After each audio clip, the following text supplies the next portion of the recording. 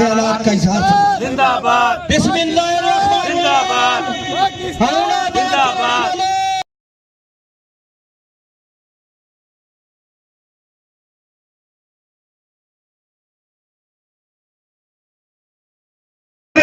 कि फलस्तीन में क्या हो रहा है।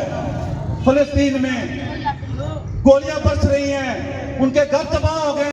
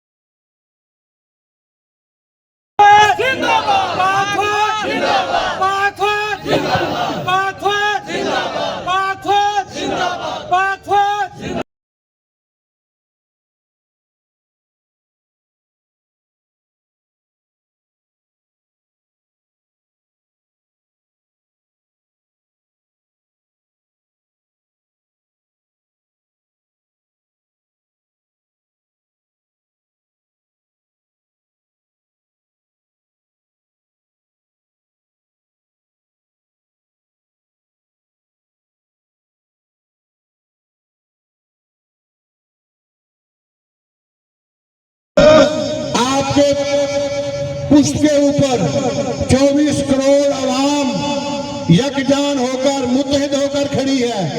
आपने इंडियन बनिए का लिहाज नहीं करना, इंडियन बनिए का लिहाज नहीं करना, इंडियन बनिए का लिहाज। इंडियन जारहियत मुर्दाबाद है।